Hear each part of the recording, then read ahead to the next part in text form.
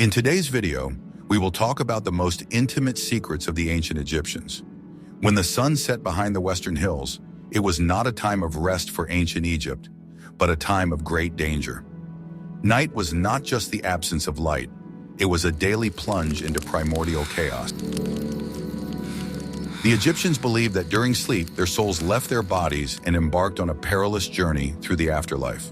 The body remained defenseless, and the home became a prime target for dark forces.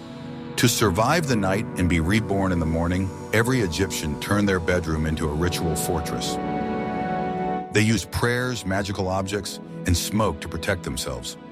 Watch the video to the end to find out why a regular door lock was not the main protection for Egyptians, and what object by the bed was most important.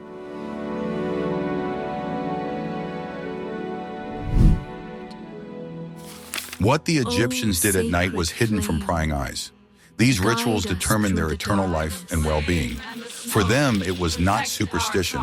It was the only reality they knew. Every sunset was a repetition of the battle for the creation of the world. Every night, the sun god Ra set off in his boat to the underworld, Duat. It was a dangerous journey through the 12 gates of night.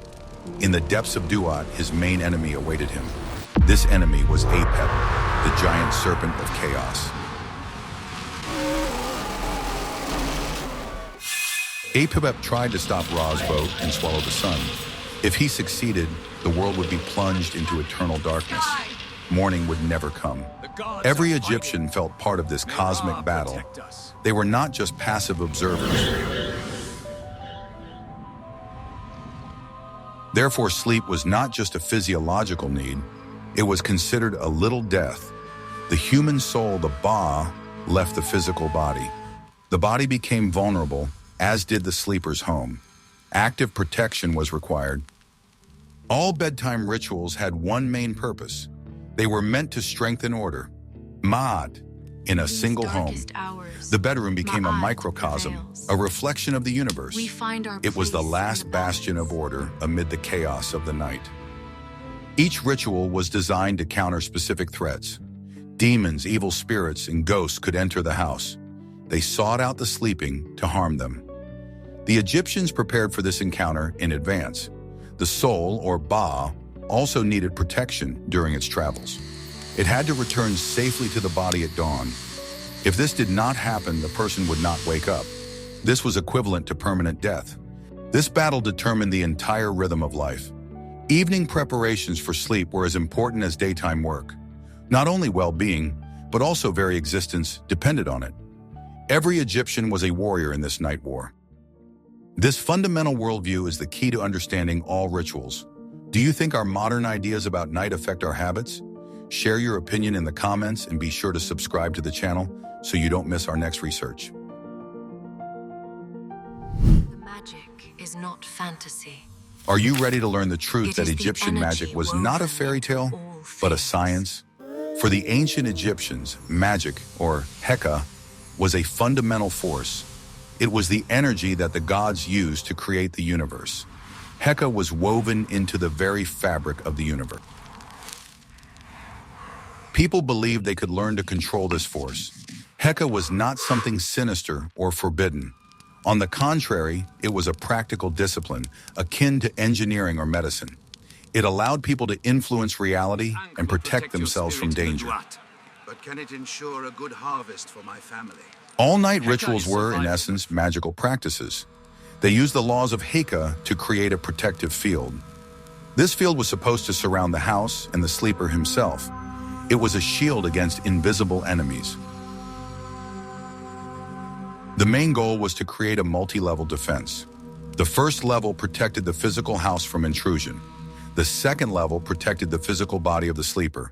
The third level protected the traveling soul of Ba. All this required strict adherence to ritual. The magical practices of the Egyptians were based on 3 pillars. These were words, objects, and actions. A correctly pronounced word had the power of creation. A correctly made object concentrated magical energy within itself. Night rituals combined all 3 components. First, spells and prayers were recited. Then special objects were used, amulets and ritual objects. Finally, actions such as burning incense were performed. This system was not only available to priests, every Egyptian knew the basics of magical protection. It was taught from childhood. It was believed that survival without this knowledge was impossible. By the eye of Horus, we invoke your protection. Given that magic was so important, what was the first step in preparing for sleep? But what if I told you that the most powerful protector was invisible and made of smoke?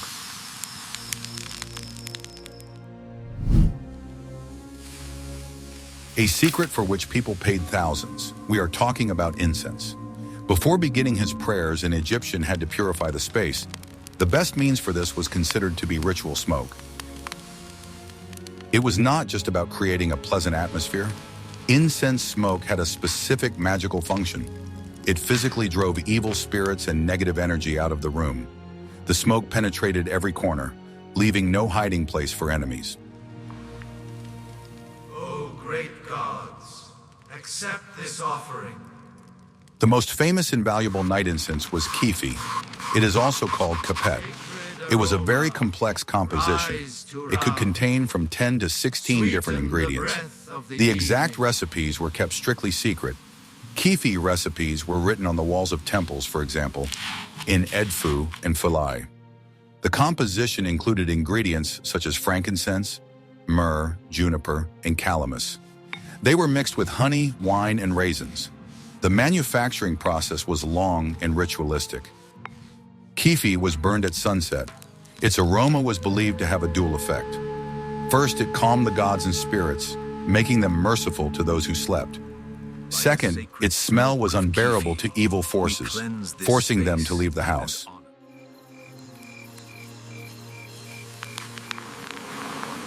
This aroma created an invisible barrier. It separated the orderly, purified world of the bedroom from the chaos of the night outside. The Egyptians believed that demons simply could not cross the veil of sacred smoke. It was their first line of defense. Simpler incense was also used. Ordinary people could use turpentine tree resin or juniper. The important thing was the ritual of burning incense itself. The smoke changed the status of the space from ordinary to sacred.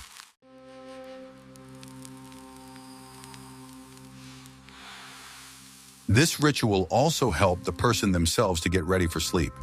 The thick, sweet aroma had a calming effect.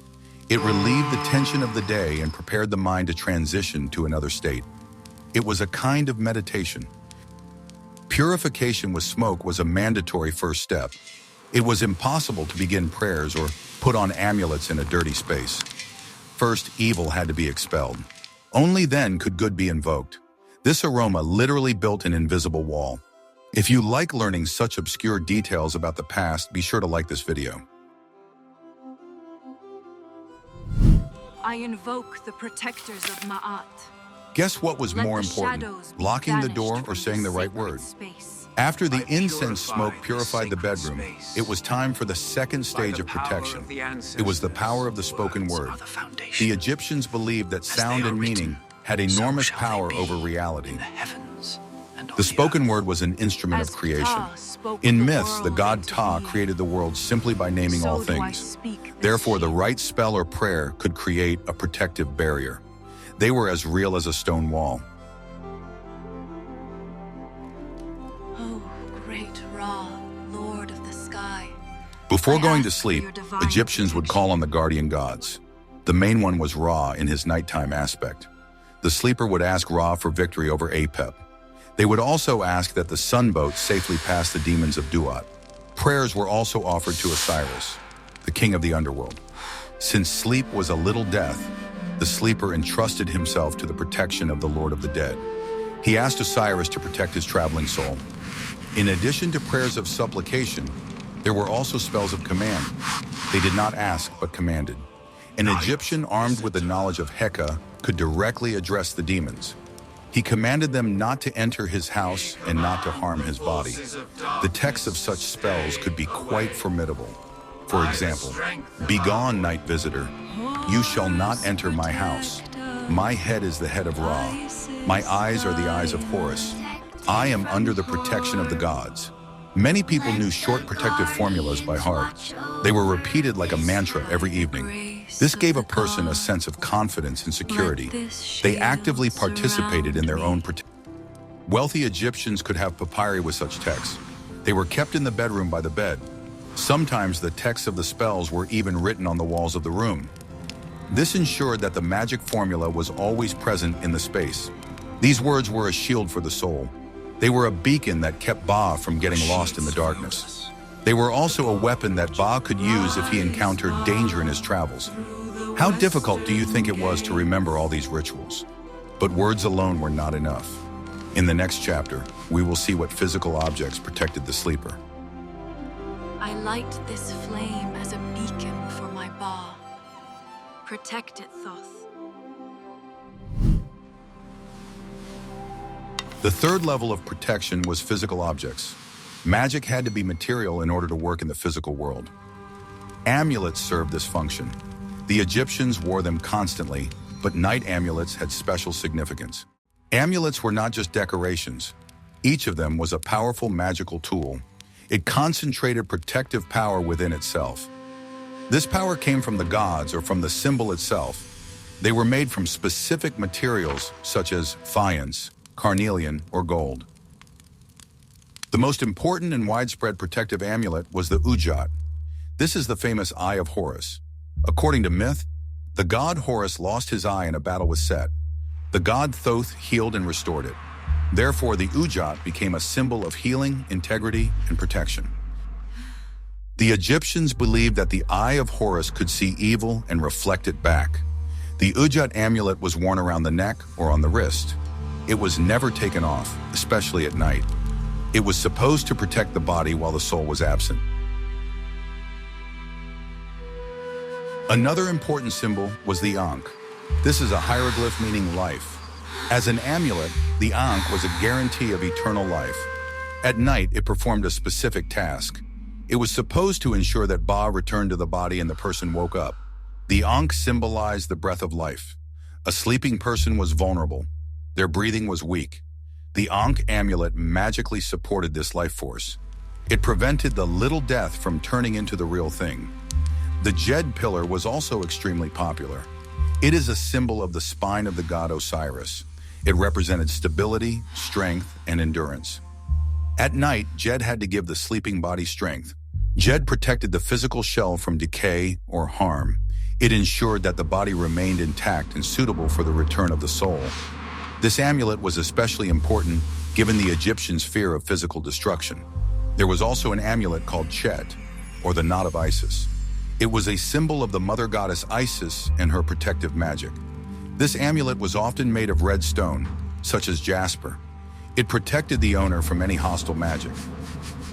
All these items created a personal force field around the body.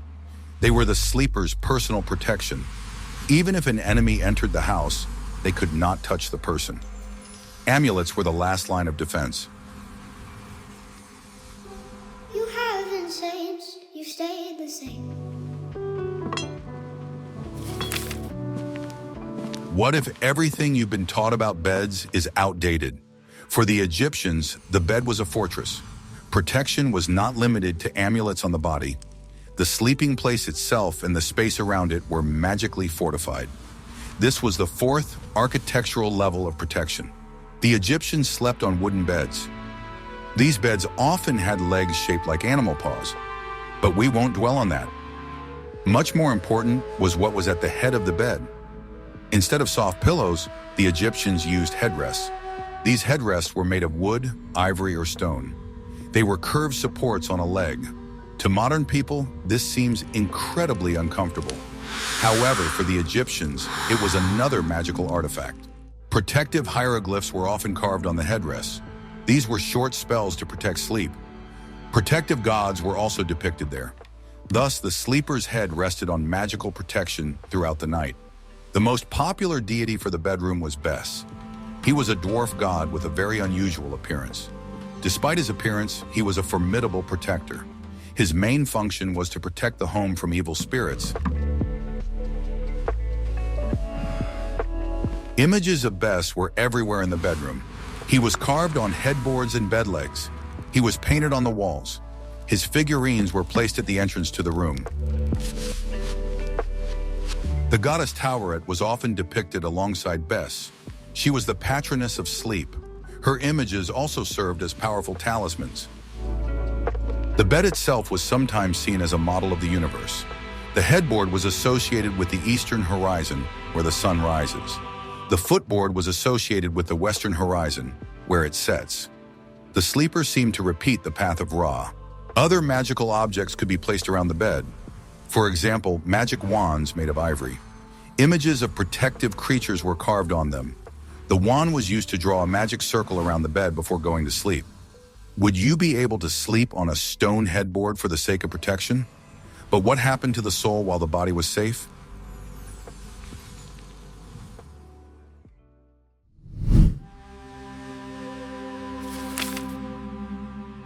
The main reason for all these complex rituals was the concept of the soul, or Ba.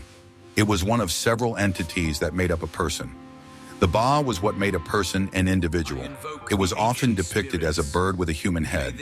The Egyptians believed that the Ba was the mobile aspect of the soul. During the day, the Ba remained in the body. At night, when the body fell asleep, the Ba was set free. This journey was not for entertainment, but a necessity. The Ba had to descend into Duat, the afterlife. There it had to reunite with Osiris. This was necessary in order to receive renewed vitality for the next day. Ba's journey was fraught with danger. Duat was a dark and confusing place. It was inhabited not only by gods, but also by demons, monsters, and hostile spirits. Ba could easily get lost or fall into a trap. There were demons that hunted Ba's souls. They caught them in nets or devoured them. If Ba was destroyed in Duat, the person would never wake up again. All the rituals that a person performed before going to sleep were designed to help the Ba. Amulets on the body gave the soul magical power at a distance. Spells served as its map and weapon. They drove away enemies and showed the right way. The Egyptians also believed that the Ba could travel in the world of the living. It could visit favorite places or relatives. Waking up in the morning was a moment of triumph. It meant that the Ba had successfully overcome all dangers.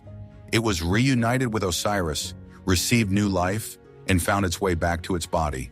The body, or Het, was an anchor for the Ba. That is why it was so important to keep the body intact. All the rituals to protect the bedroom were aimed at ensuring that the Ba had somewhere to return to. The fear of not waking up in the morning was very real for the Egyptians. It was not the fear of a heart attack or stroke. It was the fear that their Bia would not be able to return due to a magical attack. The whole system of night rituals was insurance against this.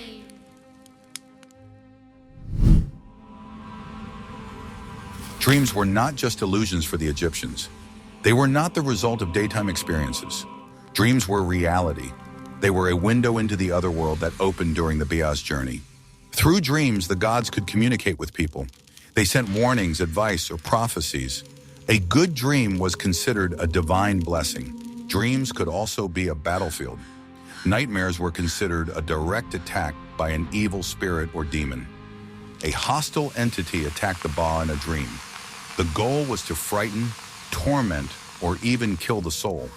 Therefore, the Egyptians took the interpretation of dreams very seriously. There were entire books devoted to dream interpretation. The most famous of these is kept in the British Museum. It is the Chester Beatty III papyrus. These dream books describe various dream plots in detail.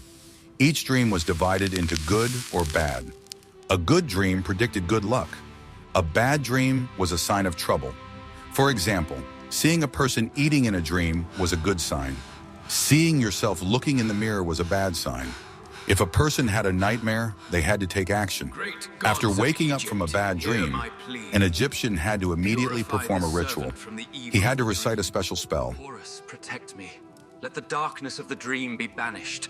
By the power of Ra, let this evil pass from my mind. People also tried to actively induce prophetic dreams. This was called dream incubation. A person could spend the night in a sacred place, such as a temple. They prayed to God to send them the answer to an important question in a dream.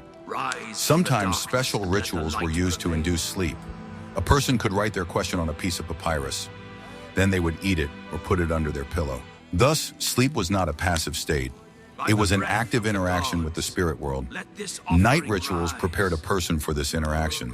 They were meant to ensure that this interaction was safe.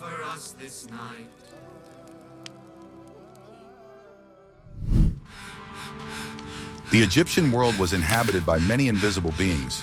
The gods were only at the top of this complex hierarchy. Much closer to humans were numerous spirits, demons, and ghosts. And not all of them were friendly. People's homes were their main target.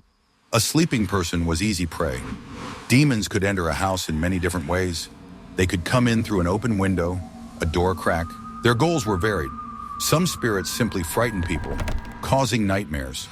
Others were more dangerous. They could bring illness, misfortune, or even death. They could eat the life force of a sleeping person. The ghosts of the dead were especially dangerous. These were the souls of those who had not received proper funeral rites. They were embittered and envied the living. They returned to take revenge and cause harm. You cannot hide from me. The entire home defense system was directed against these creatures. Purification with kefi smoke was supposed to make the house unbearable for them. Spells at the entrance created a magical barrier. Amulets in the bedroom protected the body directly. The figures of Bes and Tauert were key elements of this defense. Bes was a formidable warrior. He was depicted with weapons ready for battle. He was the guardian of the threshold who physically prevented demons from entering the bedroom. The Egyptians also used magical seals. Protective hieroglyphs could be applied to door jambs or window frames. Sometimes magical figurines were buried at the entrance. It was a real alarm system against spirits. Locks and bolts on doors were also important, but the Egyptians understood that a physical lock would not stop a spirit. Therefore, the lock was often supplemented with a spell. First, the door was locked with a bolt, and then sealed with a magic word. This belief in night demons was not just fear, it explained inexplicable phenomena. Sudden illness, night paralysis, or unexplained anxiety were all attributed to their actions. Rituals provided a way to combat this.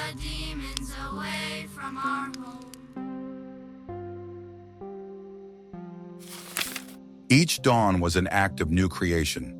Darkness receded and life returned.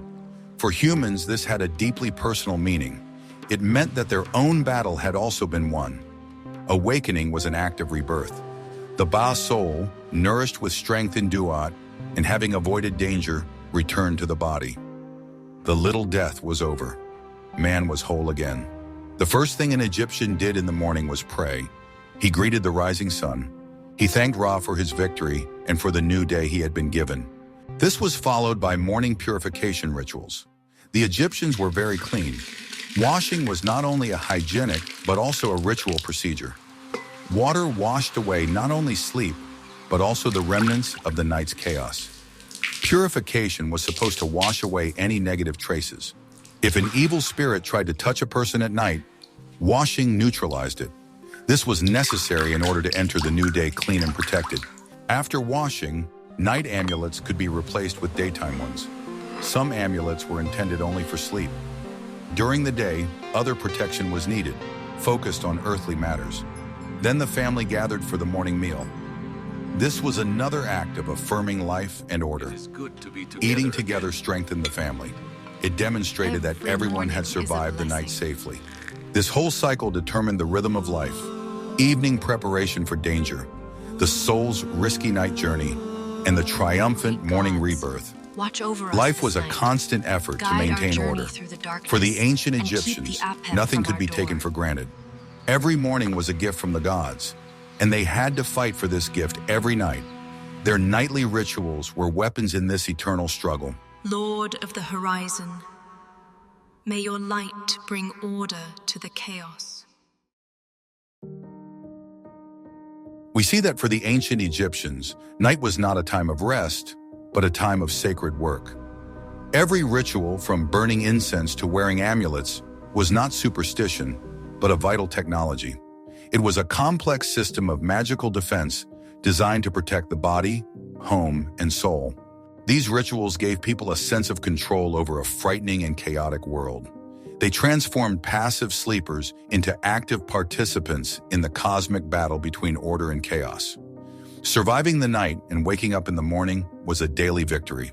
We have only touched on the surface of these amazing and complex beliefs. What other aspects of ancient Egyptian life would you like to learn about? Suggest topics for future videos in the comments. And don't forget to subscribe to our channel so we can continue our research together. This fish is excellent today. A fine catch from the Nile. May I have another date, Mother? Of course, little one. Love you.